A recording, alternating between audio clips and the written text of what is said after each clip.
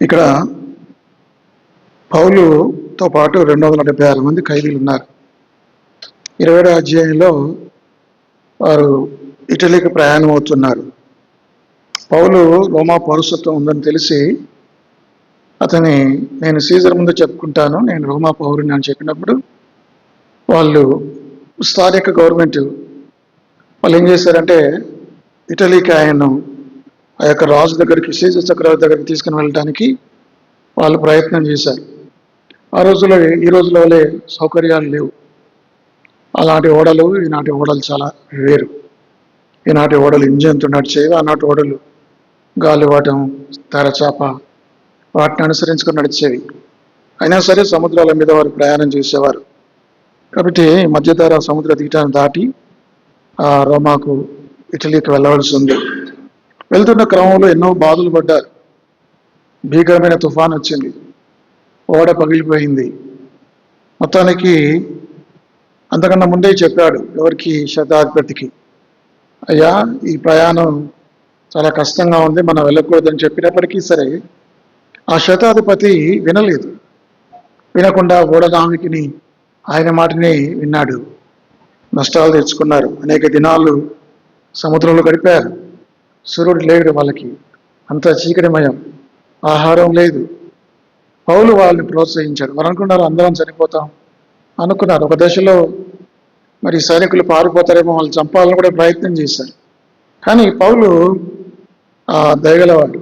పౌలు వారిని ఆదరించాడు, పౌలు వారిని బలపరిచాడు, పౌలు వారికి ఆహారం పెట్టాడు, ప్రోత్సహించాడు, ధైర్యం ఇచ్చాడు, వారి కోసం ప్రార్థన చేశాడు. ఆయన చెప్పాడు, పౌలు ఎవ్వరికీ ఏ నష్టం జరగదు, మనం అందరం 276 మంది ఖైదీలము, సైనికులు, శతాధిపతి, నావికులు అందరూ క్షేమంగా ఇటలీకి చేరుకుంటామని చెప్పాడు దేవుని మాటను బట్టి.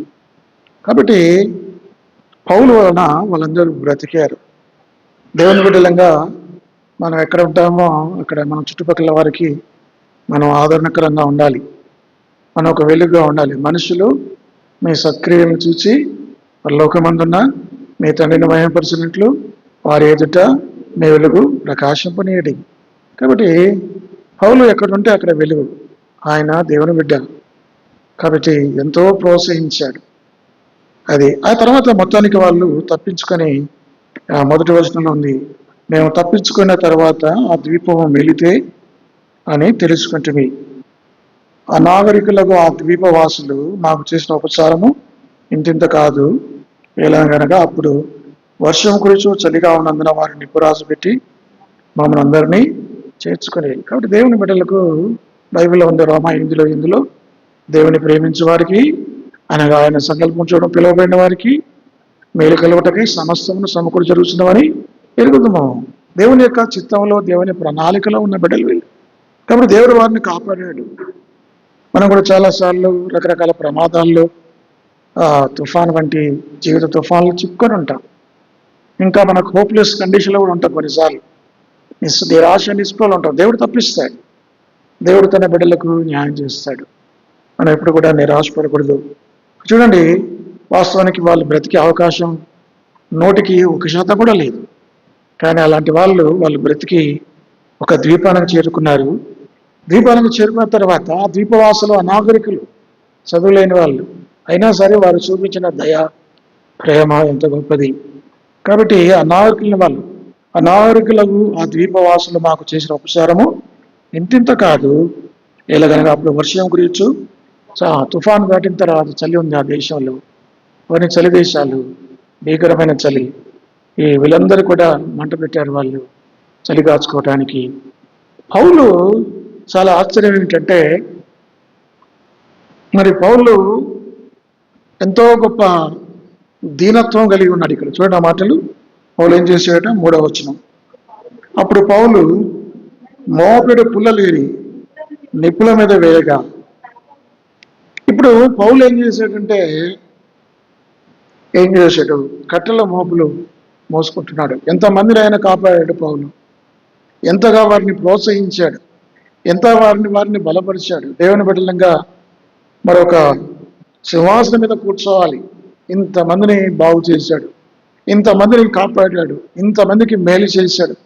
అలాంటి గొప్ప వ్యక్తిని పౌలు ఏం చేశాడంటే రాయబడిన మాట మరి దీనత్వం కలిగిన వాడు కదా. ఎంత దీనత్వం అంటే ఒక ఒక దాసుని వలె అతనికి ఎంతమంది గౌరవం ఇస్తున్నారు. అతను చెప్తే ఎవరు కూడా కాదండి, ఎందుకంటే అంతమందిని కాపాడు, అంతమందిని పోషించాడు. అంతమంది బ్రతకడానికి కారణం ఏంటంటే పౌలే.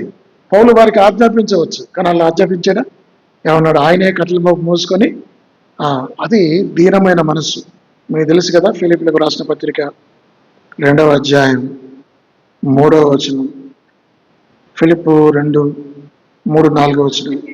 కక్ష చేతనయ్యాను, వృధాతిశయము చేతనని ఏమీ చేయక వినయమైన మనసు గలవారై ఒకరినొకడు తన కంటే యోగ్యుడని ఎంచుచు మీలో ప్రతి వాడును. కాబట్టి పౌలు ఉన్న మనసు ఏమిటంటే వినయ మనస్సు, సబ్మిసివ్ మైండ్. ఈ ఫిలిప్పు 4 అధ్యాయంలో 4 మనస్సులు ఉన్నాయి. ఒకటి ఏంటంటే సింగిల్ మైండ్. ఫస్ట్ చాప్టర్లో ఏక మనస్సు అనే మాట బట్టి ఆ అధ్యాయం అంతా థీమ్ వర్స్. 2వ అధ్యాయంలో వినయమైన మనసు, సబ్మిసివ్ మైండ్ అంటారు దాన్ని, అది 2వ అధ్యాయం. 3వ అధ్యాయంలో స్పిరిచువల్ మైండ్, ఆత్మీయమైన మనస్సు, ఆత్మానుసారమైన మనస్సు అని చెప్తారు. 4వ అధ్యాయంలో సెక్యూర్ మైండ్. అంటే సెక్యూర్ మైండ్ అంటే మీ తలంపులకు దేవుని సమాధానం యేసుక్రీస్తు వల్ల మీ హృదయములకు మీ తలంపులకు కావలి ఉండను. 4 అధ్యాయాలు 4 మనస్సుల గురించి ఫిలిప్పు పత్రిక మాట్లాడుతుంది. కాబట్టి 2వ అధ్యాయంలో పౌలు వినయమైన మనసు గురించి మాట్లాడుతున్నాడు.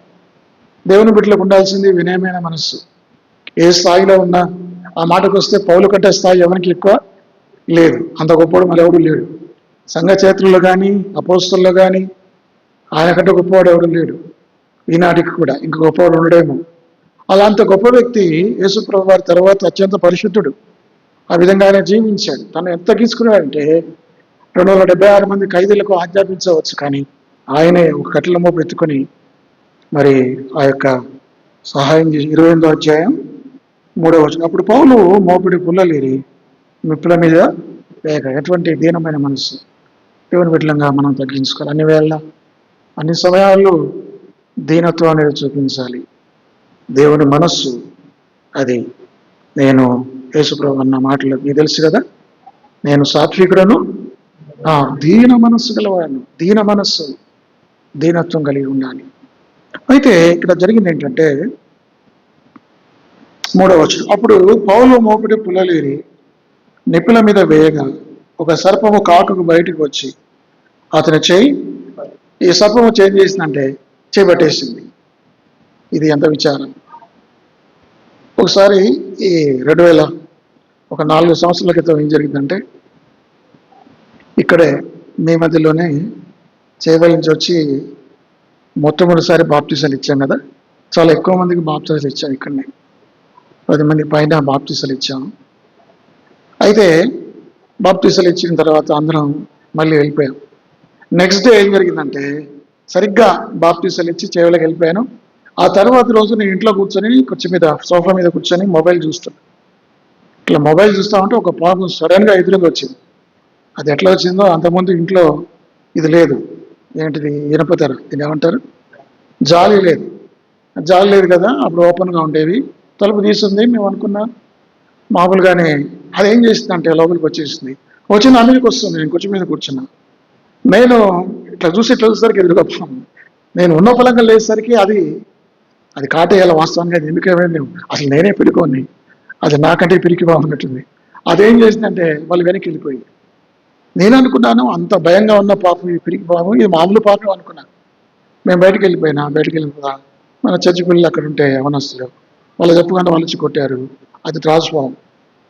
నిజంగా ఆ రోజు సర్పం కాటేయాలి, కానీ దేవుడు తప్పించాడు. కాబట్టి ఈ సర్పం అనేది మనల్ని ఏం చేస్తుందంటే అది నశింపజేయాలని చూస్తుంది. సైతాను సర్పరూపంలో మోసం చేయాలని చూస్తాడని 1 కొరింథీ 11వ అధ్యాయం 2 కొరింథీ 11వ అధ్యాయంలో ఉంది. కాబట్టి అదేవిధంగా 1 పేతురు 5:8లో ఉంది. అక్కడ ఏముందంటే, మీ విరోధైన అపవాది గర్జన సింహం వలె ఎవరిని మిగులుతున్నా అని వెతుకుతూ తిరుగుతున్నాడు. సర్పము సైతాను అపవాది దేవుని బిడ్డలు నాశనం చేయాలని ప్రయత్నం చేస్తాడు. కాబట్టి ఇక్కడ కూడా ఈయన దేవుని పనిలో ఉన్నాడు, సువార్తలో ఉన్నాడు.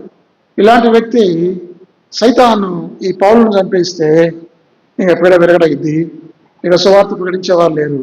ఆత్మలైన నరకానికి వెళ్తే అనుకున్నాడు కాబోలు, అద్భుతంగా దేవుడు వారిని తప్పించాడు.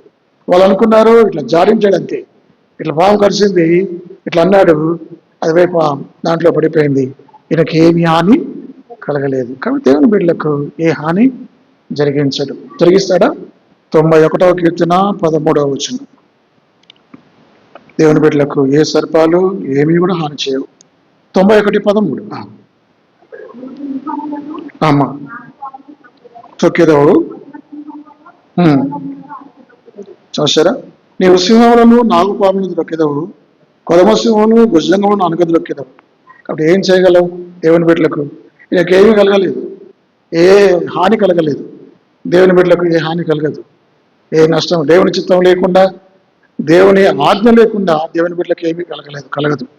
యోగుకు అన్ని శ్రమలు వచ్చాయి, అన్ని బాధలు వచ్చాయంటే దేవుడు అనుమతిస్తే తప్ప రాలేదు. కాబట్టి దేవుని అనుమతి లేకుండా మనకి ఏమీ కాదు.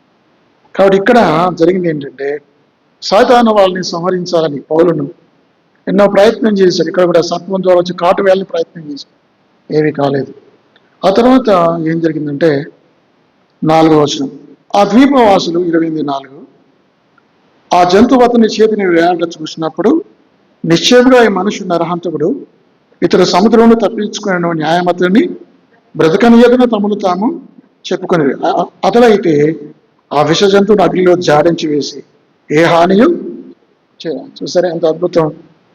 నిజంగా మరి ఏమీ కాలేదు, పౌలుకు ఏమీ జరగలేదు. వాళ్ళందరూ కూడా ఇతను మరి హంతకుడేమో, ఎంతమందిని చంపాడో, అందుకే దేవుడు శిక్ష విధించాడు. మనం కూడా కొన్నిసార్లు తొందరపడి తప్పుగా జడ్జిమెంట్ చేస్తాం. కానీ ఇక్కడ కూడా వాళ్ళు ఇంకా ఇదో నాగుపాము కొట్టింది, ఇతను ఖచ్చితంగా చేస్తాడు, కింద పడిపోతాడని వాళ్ళు అనుకున్నారు. కానీ వాళ్ళకి ఏమీ హాని కలగలేదు. ఇది చాలా ఆశ్చర్యం. కాబట్టి మనుషుల్ని తొందరపడి మనం తీర్పు తీర్చవద్దు. అక్కడ రాయబడిన మాట ఏంటంటే, ముందు ఏమనుకున్నారు, ఇతడు నరహంతకుడు అనుకున్నారు. కానీ తర్వాత పౌలుకు హాని ఏమీ కలిగినప్పుడు వాళ్ళ అభిప్రాయాన్ని మార్చుకున్నారు. ఏమని మార్చుకున్నారు? అతనికి ఏ హాని, 6వ వచనం చివరి భాగం, చాలాసేపు కనిపెట్టుచున్న తర్వాత అతనికి ఏ హాని కలగకుండా వచ్చి ఆ అభిప్రాయం మాని ఇదొక దేవతని, ముందులేమో దయ్యం అనుకున్నారు, ముందులేమో హంతకుడు అనుకున్నారు. ముందు ఒక అభిప్రాయం ఉంది, కానీ తర్వాత అభిప్రాయాన్ని మార్చుకున్నారు. చూడండి, యోహాను సువార్త 7వ అధ్యాయం 24వ వచనం. యోహాను సువార్త 7వ అధ్యాయం 24. వెలుచూపును బట్టి తీర్పు తీర్చక న్యాయమైన తీర్పు తీర్చడి. చూసారా, వెలుచూపు అంటే బయటకు జరిగే సంగతులను బట్టి. దేవుని బిడ్డలుగా మనం అట్లా తీర్పు తీర్చకూడదు. కాబట్టి వెలుచూపుని బట్టి కాదు, కానీ మనం ఉన్న పరిస్థితిని బట్టి విశ్వాసంతో నడవాలి, తీర్పు తీర్చాలి. ఇక్కడ వీళ్ళు కూడా తొందరపడి తీర్పు తీర్చారు. పౌలుకు దైవ సేవకుడు, దేవుని ప్రతినిధి, అలాంటి వ్యక్తిని ఒక నరహంతకుడిగా వాళ్ళు భావించారు. కానీ తర్వాత వాళ్ళ అభిప్రాయాన్ని మార్చుకున్నారు. దీన్ని బట్టి మనం ఏంటంటే, మనం కూడా మరి తొందరపడి ఒక వ్యక్తిని అర్థం చేసుకోవాలి. ఆ వ్యక్తి ఎందుకు అలా ప్రవర్తించాడు, ఎందుకు ఇలా చేశాడు అనుకోవాలి. కానీ ఒకరిని మనం తీర్పు తీర్చకూడదు. దేవుడట ఒక వ్యక్తిని తీర్పు తీర్చడానికి ఎన్నేళ్ళు అవుతాడు? దేవుడు ఒక వ్యక్తిని తీర్పు చేయడానికి ఎంతకాలం అవుతాడు? ఒక జీవితకాలం. ఇప్పుడు ఒక వ్యక్తి నరకాలు ఎప్పుడైనా పెడతాడు? చనిపోయిన తర్వాత. అంటే ఒక జీవితకాలం దేవుడు వెయిట్ చేస్తాడు. కొంతమంది అంటారు, ఏంటి ఇంత పాపాలు జరుగుతున్నాడు, దేవుడు ఏం చేస్తున్నాడు, దేవుడు ఏం చేస్తున్నాడు, ఇంతమంది ఇంత పాపం జరుగుతుంటాయి. కానీ దేవుడు తొందరపడాడు మనకులాగా. దేవుడు ఆయన వెయిట్ చేస్తాడు. దేవుని బిడ్డలంగా మనం కూడా తొందరపడకూడదు. తర్వాత వాళ్ళు గ్రహించారు, ఈయన మామూలు వ్యక్తి కాదు, ఈయన ఒక దేవత లాంటి వాడు అని చెప్పి వారు. తర్వాత జరిగింది ఏమిటంటే, చూడండి ఆ మాటలు. అక్కడ ఆ ద్వీపంలో ముఖ్యమైన వ్యక్తి పొప్లియాట అనే పేరు. ఏం పేరు ఆయన పేరు? పొప్లియా అని ఒకడు ఆ ద్వీపంలో ముఖ్యుడు. అతనికి ఆ ప్రాంతంలో భూములు నేను అతడు మమ్మను చేర్చుకుని 3 దినములు స్నేహభావంతో ఆతిథ్యము చేశాను. నిజంగా ఎంత గొప్ప సంగతి. ఇప్పుడు పౌలుకు వెళ్ళి పౌలు ఏం చేశాడు? వాళ్ళ కోసం ప్రార్థన చేశాడు. మీరు మమ్మల్ని అపార్థం చేసుకున్నారు, నన్ను నరహంతకుడు అన్నారు, లేకపోతే నన్ను ఇట్లా అన్నారు అని పౌలు ఏమైనా అలిగాడా? అట్లా కాదు. పౌలు ఏం చేశాడంటే ఎప్పుడూ మేలు చేసేవాడే. పౌలు ఏం చేశాడంటే వాళ్ళ తండ్రికి, ఒప్పులి తండ్రి జ్వరం, రక్తభేదులు అంటే రక్తవాంతులు విరేచనాలు అవుతున్నప్పుడు అతను ఏం చేశాడంటే వెళ్ళి పౌలు అతని యొద్దకు వెళ్ళి ప్రార్థన చేసి అతని మీద చేతులుంచి స్వస్థపరిచాడు. కాబట్టి స్వస్థత అనేది జరిగింది. మీరు అడగచ్చు, అపోస్తులే స్వస్థపరుస్తారా? ఈనాటి కాలంలో స్వస్థతలు జరగవా అంటే జరుగుతాయి. అంత ర్యాపిడ్గా అంత గొప్పగా ఈరోజు జరగకపోవచ్చు. అపోస్తుల కాలంలో ఉన్న స్వస్థతలు ఈరోజు అంతగా జరగకపోవచ్చు, కానీ స్వస్థతలు జరుగుతాయి. కారణం ఏమిటంటే దేవుడు ప్రత్యేకంగా అపోస్తులకు అట్టి అధికారం ఇచ్చాడు. ఇప్పుడు అపోస్తలు లేరు. ద గ్రేట్ భగత్ గారు కూడా ఆయన అపోస్తలని పేరు పెట్టుకోలేదు. ఎవరు పెట్టుకున్నాడు? బ్రదర్ భగత్ సింగ్. అపోస్తలు లేరు ఇప్పుడు. నాకు సాయంత్రం ఒక అతను మెసేజ్ పెట్టాడు. ప్రవక్త అని చెప్పాడు. ప్రవక్త నాకు ఆయన పేరు ఏంటాడు, ఆయన పేరు చెప్పుకున్నాడు. అన్నాను పెట్టి నాకు మెసేజ్ పెట్టి నేను ప్రార్థన చేస్తాను అన్నాడు. నా కోసం ప్రార్థన చేస్తాను. మంచిదే, నువ్వు ప్రార్థన చేయడం మంచిదే, కానీ ఇప్పుడు ప్రవక్తలు లేరు అన్నాడు. రాశాడు. ప్రవక్తలు అపోస్తుల కాలం లేదు ఇప్పుడు ఎవరు ప్రవక్తలు లేరు. ప్రవచనాలు అసలే లేవు. ఏదన్నా నువ్వు ప్రవచించాలంటే వాక్యాన్ని ప్రవచించాలి తప్ప దొంగ ప్రవచనాలు చెప్పొద్దు కదా. ఈయన నిన్నగాక మనం చనిపోయిన ఆయన ఏం పేరు, ఆయన పేరు ప్రకాష్, ఎంత ఘంటాబద్ధంగా చెప్పేవాడు తప్పుడు బోధల గురించి. ఈ ముఖ్యంగా ఈ పెంతెకొస్తోళ్ళు అబద్ధ బోధకులు ప్రవచనాలు చెప్పేవాళ్ళు. వాళ్ళ ప్రవచనాలు చెప్పి కుటుంబాలని అన్నింటినీ కూడా నాశనం చేశారు. వాళ్ళ గురించి జాగ్రత్తగా ఉండమని చెప్పాడు ప్రకాష్. కాబట్టి ప్రవచనాలు లేవు, ప్రవక్తలు లేరు అని చెప్పేసరికి నేను మళ్ళీ ఆయన మాట్లాడలేదు, నాకు మళ్ళీ మెసేజ్ పెట్టలేదు. కాబట్టి ఈ రోజుల్లో ప్రవక్తలు లేరు, అపోస్తులు లేరు కనుక అపోస్తులకు ఉన్న శక్తి బాగా ఆ యొక్క వరములు చాలా మందికి లేవు. అట్లా అని చెప్పి స్వస్థతలు లేవా అంటే ఉన్నాయి, స్వస్థతలు ఉన్నాయి, స్వస్థతలు కలుగుతాయి. మరి ఇప్పుడు ఎందుకు ఆ రోజుల్లో దేవుడు అన్ని అద్భుతాలు చేశాడు, ఈ రోజుల్లో అన్ని అద్భుతాలు ఎందుకు జరగట్లేదు? కారణం అంటే ఆ రోజుల్లో అపోస్తులు ఉన్నారు, ఇప్పుడు అపోస్తులు. అది మొదటి కని. రెండవది ఏమిటంటే అక్కడ అపోస్తులు లేరు. మూడవది ఆ రోజుల్లో బైబిల్ లేదు. ఏం లేదు? బైబిల్ లేదు. అది బైబిల్ కాలం. ఆ బైబిల్ కాలంలో కాబట్టి ఈ రోజున సంపూర్ణమైన బైబిల్ మనకుంది, వాక్యం ఉంది, 26 పుస్తకాల బైబిల్ ఉంది. కాబట్టి ఈ రోజున మనం వేటి మీద మనం బేరేజ్ వేసుకోం. మనం దేని మీద ఆధారపడుతూ ఉంటే దేవుని వాక్యం మీద ఆధారపడతాం. ఆ రోజుల్లో సంపూర్ణమైన బైబిల్ లేదు కనుక అపోస్తులు ఏం చేసేవాళ్ళంటే వాళ్ళు స్వస్థతల ఆధారం చేసుకొని, స్వస్థతలు బేస్ చేసుకొని ఆ తర్వాత వాక్యాన్ని ప్రకటించేవాళ్ళు కదా. చూడండి, హెబ్రీలకు రాసిన పత్రిక 2వ అధ్యాయం 3వ వచనం.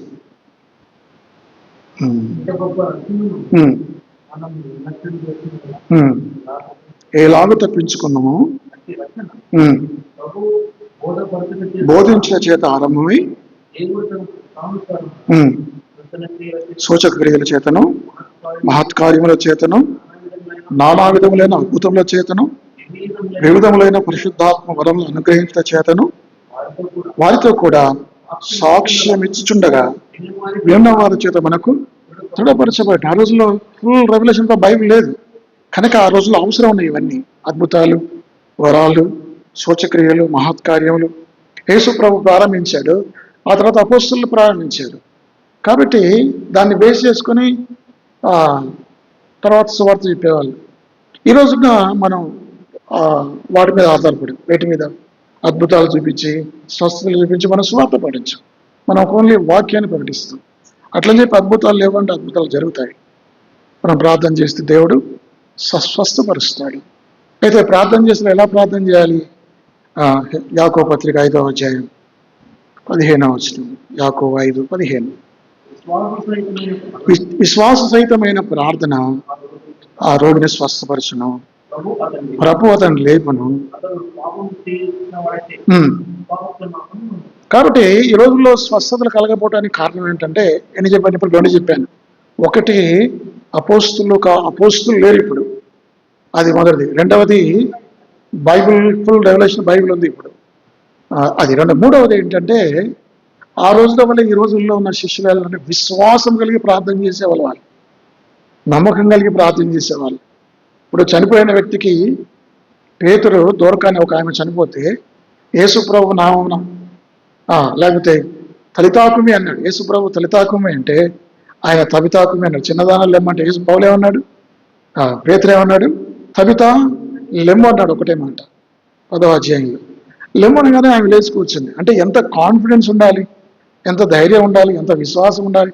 మనం చనిపోయిన సమాధి దగ్గరికి శవం దగ్గరికి అట్లా చెప్పగలం? అసలు మనకు ఆ విశ్వాసం. అయితే ప్రత్యేకమైన అధికారులు వాళ్ళకి ఇచ్చాడు దేవుడు. మూడవది ఏంటంటే వాళ్ళు విశ్వాసంతో ప్రార్థన చేశారు. ఈ రోజున కూడా స్వస్థతలు జరగకపోవడం కారణం ఏంటంటే విశ్వాస సహితమైన ప్రార్థనలు లేకపోవటమే. ప్రార్థన చేస్తున్నాం కానీ దేవుడు కోరేంత విశ్వాసం లేకపోవటం కదా. గొప్ప విశ్వాసాన్ని దేవుడు కోరుతున్నాడు, సగం విశ్వాసాన్ని దేవుడు కోరలేదు. పేతురు నీళ్ళలో మునిగిపోతున్నప్పుడు ఏ విశ్వాసం ఉంది ఆయనకు? అల్ప విశ్వాసం ఉంది. అంటే విశ్వాసం ఉంది, మరీ లేదని కాదు, కానీ ఆ విశ్వాసం అతన్ని నీళ్ళ మీద నడిచేంత అంత లేదు, మునిగిపోవడం మొదలుపెట్టాడు. కాబట్టి యేసుప్రభు వారు మరి ఆయనకు కావాల్సిన గొప్ప విశ్వాసం. కాబట్టి అటువంటి విశ్వాసరహితమైన ప్రార్థన అంత మాత్రమే కాదు, ఇంకా 16వ వచనం, యాకోబు 5:16, నీతిమంతుని విజ్ఞాపన మనపూర్వకమైనది, బహుబలములదై నీతిగా జీవించాలి, నీతిగా ప్రవర్తించాలి. మనుషులు రక్షణ పొందిన తర్వాత విశ్వాసులుగా చేయబడిన తర్వాత మనం ప్రాక్టీస్ చేయాల్సింది ఏంటంటే నీతిని. మనం నీతి ద్వారా విశ్వాసంగా తీర్చబడ్డాము, కానీ మనం నీతిని ప్రాక్టీస్ చేయాలి, నీతిగా జీవించాలి. మన భయభక్తులు, మన జీవన విధానాలు, అన్ని విధాల్లో నీతి కనబడాలి. ప్రజలు మనలో ఉన్న నీతిని చూడగలగాలి. కాబట్టి ఇవన్నీ కూడా ఈ రోజున కొదువై ఉన్నందువల్ల, అంటే యేసు ప్రభువులో మార్పు లేదు. బైబిల్ చెప్తుంది యేసుక్రీస్తు నిన్న నేడు నిరంతరం అంటే ఆయన శక్తి, ఆయన ప్రభావం తగ్గలే. మరి మార్పు అనేది ఏంటి అంటే మనం మార్పు. అంటే మనలో శక్తి లేదు, ఆయనలో శక్తి లేకపోవడం, ఆయన శక్తి మారదు.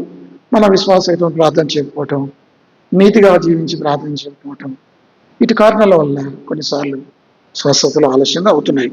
సరే, ఇక్కడ పౌలు ప్రార్థన చేశాడు.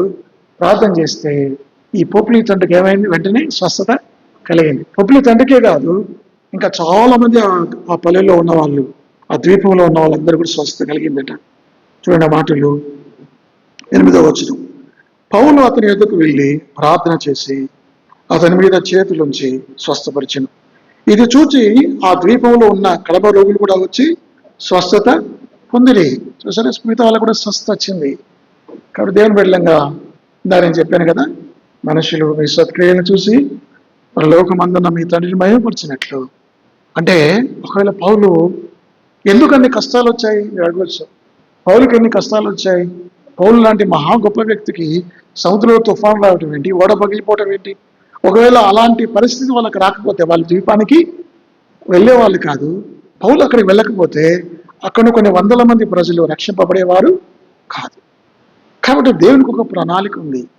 అపోస్తుల జీవితంలో మరి ఏదైనా సరే దేవుడు చేస్తున్నాడంటే, వారి కష్టాలు ఇస్తున్నాడంటే ఆ కష్టాల వెనక ఏముంటుంది? ఏదో ఒక మేలు ఉంటుంది.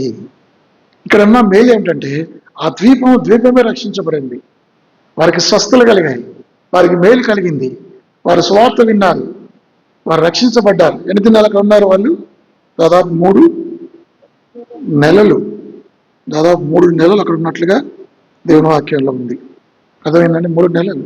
ఆ 3 నెలల్లో ఎంత సువార్త ప్రకటించాడో అమ్మా, ఎంత సువార్త ప్రకటించాడో. 3 రోజులని ఉంది. 3 రోజులు ఎక్కడుంది అమ్మా? 7వ వచనంలో 3 దినములు స్నేహభావంతో ఆతిథ్యం ఇచ్చారు. ఎవరు? పొప్లి ఇంట్లో 3 రోజులు ఉన్నారు, కానీ ఇంకా బయట వేరే ప్రదేశాల్లో వాళ్ళు ఇంకా ఉన్నారు, కొన్ని దినాలు ఉన్నారు. బహుశా 3 నెలలైన తర్వాత అని మాట ఉంది ఇక్కడ. ఆ ద్వీపం అందు శీతకాలం అంతా గడిపి అంటే 3 నెలలు ఉన్నారు అక్కడ. ఆ 3 నెలల్లో ఎంతో సువార్త ప్రకటించాడు. ఈయనేమో వాళ్ళకి సువార్త ప్రకటిస్తున్నాడు, స్వస్థపరుస్తున్నాడు, మేలు చేస్తున్నాడు, ఆత్మల రక్షణ కార్యం బాగా చేపట్టాడు. వాళ్ళేమో ఈయనకి ఏం చేస్తున్నారు? మేలు చేస్తున్నారు. చూడండి మాటలు 10వ వచనం. మరియు వారు అనేక సత్కార్యములతో మమ్మను మర్యాద చేసి మేము ఓడకి వెళ్ళిపోయినప్పుడు మాకు కావలసిన వస్తువులను తెచ్చి ఓడలో మంచి నిజంగా అన్నీ పౌలు చెప్పాడు అప్పుడే, అయ్యా ప్రయాణం చేయొద్దయ్యా, ఇప్పుడు ఆగదంటే వాళ్ళు వెళ్ళలేదు. చేతుల్లో వీళ్ళ ఆహారం అంతా గోధుమలన్నీ కూడా సముద్రంలో పారబోసారు. ఇప్పుడు వాళ్ళకి తినడానికి 276 మందికి తినడానికి ఏమీ లేదు.